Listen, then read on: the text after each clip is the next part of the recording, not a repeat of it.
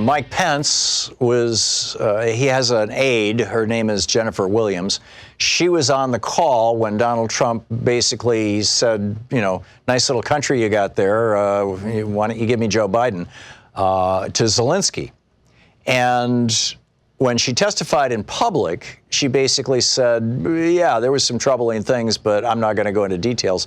She testified in private before the House Intelligence Committee and actually gave them the details, which were classified because Trump has classified that conversation.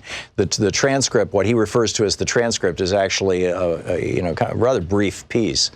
It only covers about 8 minutes of a 20-minute phone call. And her private testimony apparently indicated, I mean, this is the guess, indicated that Mike Pence was in on this deal, that Pence should be impeached too.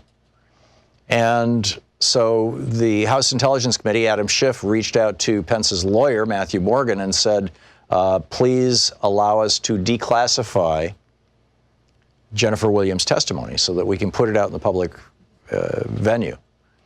And the lawyer for Mike Pence said, no, you can't do that. He said, at this point, the Intelligence Committee's oversight authority is limited to those areas in which it may potentially legislate or appropriate.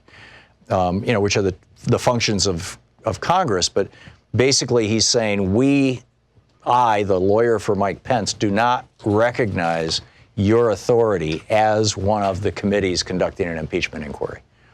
Because the entire executive branch, Trump has ordered the entire executive branch to not recognize that. So, remarkable stuff. Rita in Chicago. Hey, Rita, what's on your mind today? Hi, Tom. Hey, just reference to what you were just talking about there. I wish that Democrats would always just say, what are they trying to hide? What are they trying to hide? Right. Just whenever, whether it's Pence or Trump. But anyway, that's what I or use the word cover up a lot. Yes, absolutely. Exactly. Just hammer it to people. So, yeah, what I called about, I recently watched a few weeks ago that Rick Steves' special on PBS called Rise of Fascism in Europe. I believe it was probably like a year old or so. Mm-hmm. The date I found out was 2018, not 2019. I think I saw it over Thanksgiving. Did you see it on TV or did you watch it on the internet? Yeah, on TV, on one of their pledge drive things. Mm-hmm.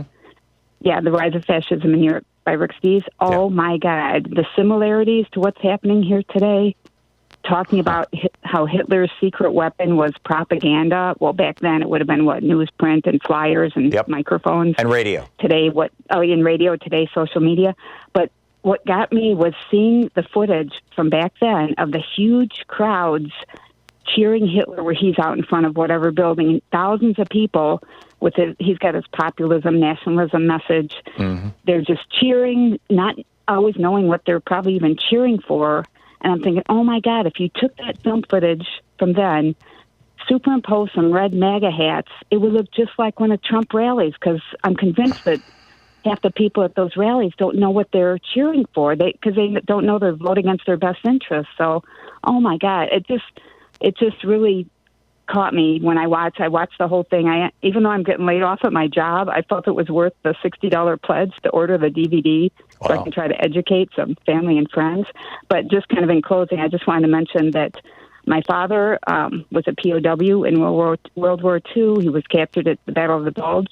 Never talked about it. It was so painful. But even he was a staunch Republican his whole life. He would turn over in his grave if he saw what is happening here, what he almost lost his life for, what's kind of happening again. Yeah. So that was my comment on that. And I don't know how we get people to see this, to see what's going on here. What do you think? Are they so wrapped up in their own little bubbles, so obsessed with watching reality TV they don't even care? What do you think? How can they not see this? I am very, very concerned, Rita, and I think many of us are that we are moving in that direction. And FDR warned us. The experience of Europe in the 30s warned us. The generation that lived through that is now by and large dead, and so we may have to learn our lesson all over again.